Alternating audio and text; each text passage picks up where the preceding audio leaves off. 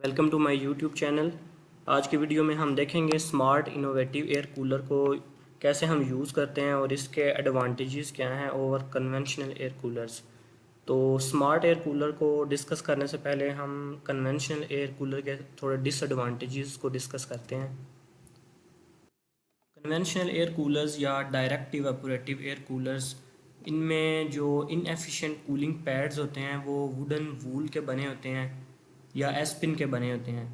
तो ये एलजी से बनती है एलजी, और ये डिफरेंट टाइप्स के हेल्थ इश्यूज क्रिएट करती है। इसी तरह इसमें डायरेक्ट इवेपोरेटिव एयर कूलिंग होती है। डायरेक्ट इवेपोरेटिव एयर कूलिंग में एक वाटर टब सा होता है कूलर के अंदर, और उसके अंदर एक फ़ैन लगा होता है जो कि फ़ैन के चलने से डायरेक्टली इवेपोरेशन होती है। और ये जो कन्वेंशनल एयर कूलर्स हैं ये हवा में जो एंड पे हमें कूल्ड एयर मिलती है उसमें ह्यूमिडिटी ऐड कर देते हैं, मॉइस्चर ऐड करते हैं। तो जब मूनसून का सीज़न आता है तो कमरे के अंदर जो ये कन्वेंशनल एयर कूलर्स हैं इनकी वजह से डैंकनेस प्रोड्यूस होती है, हबस जिसको कहते हैं। तो वो थर्मल कंफर्ट बंदे की इंश्योर नहीं होती।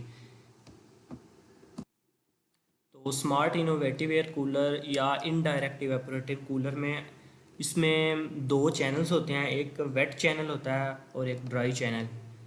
जो ड्राई चैनल होता है उसमें से सिंपल जो एयर है वो मूव करती है। ये क्रॉस फ्लो इसकी ज्योमेट्री है, यहाँ से एयर मूव करेगी और जो दूसरा चैनल है इस साइड पे वाटर मूव करेगा। तो इस ये एक्रिलिक शीट्स का बना होता है। इसके दरमियान हम पॉलीप्रोपाइलीन शीट यूज़ करते हैं जिसकी थर्मल कंडक्टिविटी बहुत ज़्यादा है। उसके ऊपर हम एक फाइबर का क्लॉथ लगाते हैं जो कि हाइड्रोफिलिक इन नेचर होता है।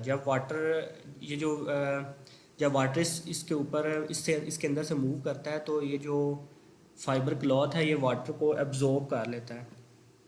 तो ये ड्राई एंड वेट चैनल इसकी ज्योमेट्री है, क्लास क्रॉस फ्लो ज्योमेट्री। और ये इसका फैब्रिकेटेड मॉडल है। इसमें आप देखें यहाँ से प्रोडक्ट यहाँ से प्रोसेस एयर आ रही है, एम्बिएंट एयर, और यहाँ से प्रोडक्ट एयर हमें कूल्ड एयर मिलेगी। ये वाटर सप्लाइंग बकेट्स हैं, ये फाइबर का क्लॉथ है ऊपर ये, और इसके दरमियान ये पॉली प्रोपाइलीन शीट है। एक साइड से ये एच एम एक्स है, ये ब्लॉक्ड होता है और एक साइड से ओपन होता है।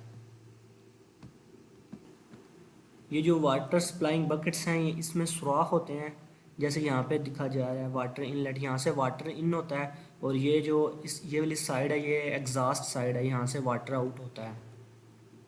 तो इस तरह इसमें इनडायरेक्ट इवेपोरेटिव कूलिंग होती है, direct evaporative air air cooling नहीं हो रही इसमें।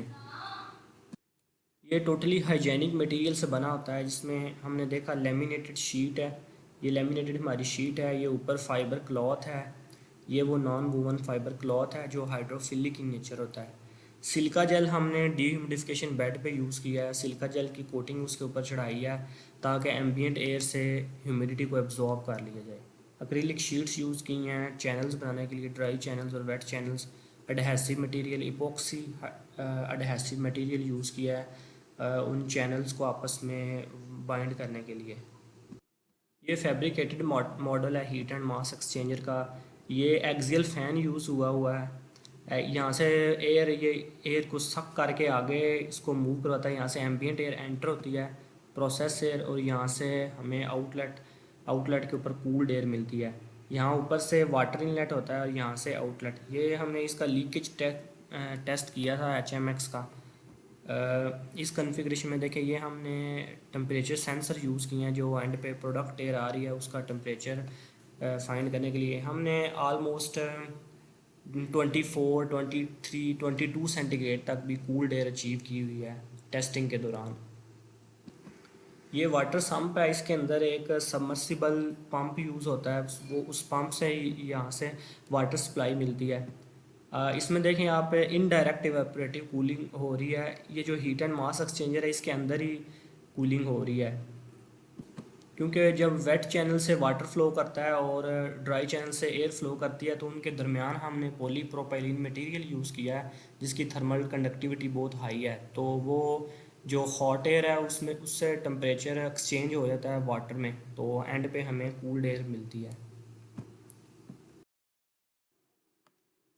ये जो इनडायरेक्ट इवेपोरेटिव कूलर है, इसका एक एडवांटेज ये भी होता है कि ये बहुत ही कम इलेक्ट्रिसिटी कंज्यूम करता है, क्योंकि इसमें जो इलेक्ट्रिकल कंपोनेंट्स हैं वो, एक तो ये एक्सियल फ़ैन है और इसके अलावा जो सबमर्सिबल पंप है, तो ये बहुत ही कम अमाउंट ऑफ इलेक्ट्रिसिटी कंज्यूम करते हैं। लेट्स से जो सबमर्सिबल पंप है वो ऑलमोस्ट 25 वाट का होता है, और जो एक्सियल ये फ़ैन है ये 100 या 120 कह लें, 110 इसके राउंड अबाउट होता है।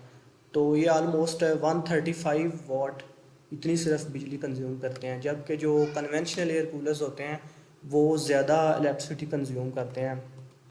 और इसके एडिशनली ये इसका वाटर फुटप्रिंट भी अच्छा है, ये बहुत कम अमाउंट ऑफ वाटर कंज्यूम करता है as compare to conventional air cooler जो ज़्यादा अमाउंट ऑफ वाटर को कंज्यूम करता है। नेक्स्ट है, हमने डीह्यूमिडिफिकेशन बेड डिज़ाइन किया है और इसको फैब्रिकेट किया है। इसमें ये डीह्यूमिडिफिकेशन बेड है, नेक्स्ट स्लाइड में आपको दिखाता हूँ। इसमें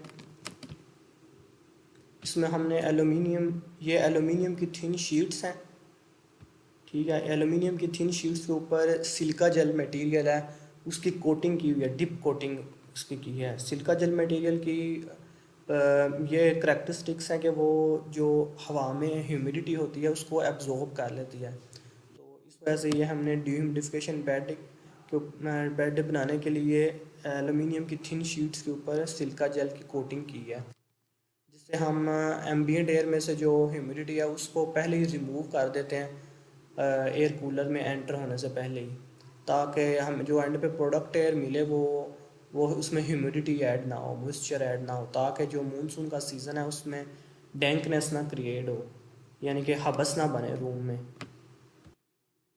इस स्लाइड में हमने उसके सारे एडवांटेजेस डिस्कस किए हैं कि जो इनडायरेक्ट इवेपोरेटिव कूलर है उससे हमें एक तो फ्रेश कूल्ड एयर मिलती है, दूसरी हेल्दियर होती है क्योंकि इसमें कोई फंगस का कोई इफ़ेक्ट नहीं होता, एलजी का कोई मसला नहीं होता, और ये अस्थमा के पेशेंट्स के लिए बिल्कुल हाइजीनिक है, कोई प्रॉब्लम नहीं इसमें होता।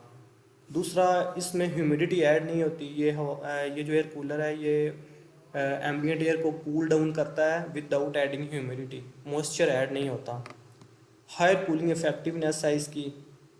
कूलिंग टेम्परेचर जैसे मैंने बताया, हमने 22 सेंटीग्रेड 23 इतना अचीव किया हुआ एक्सपेरिमेंटेशन के दौरान। जब एम्बियंट एयर का टेम्परेचर ऑलमोस्ट 43 था, और कूल डाउन होने के बाद हमें 23 इसके राउंड अबाउट हमें मिला था जो प्रोडक्ट एयर है उसका टेम्परेचर। बाकी इसकी COP वैल्यू बताई हुई है, हाई COP वैल्यू है, हाई EER की वैल्यू है, 1 टन कूलिंग कैपेसिटी है इसकी, और इलेक्ट्रिसिटी सेव करता है। जैसे मैंने आपको बताया कि इसमें सिर्फ 2 इलेक्ट्रिकल कंपोनेंट्स हैं, तो ये अप टू 70% इलेक्ट्रिसिटी सेव करता है, और वाटर को बहुत बहुत कम अमाउंट ऑफ वाटर कंज्यूम करता है।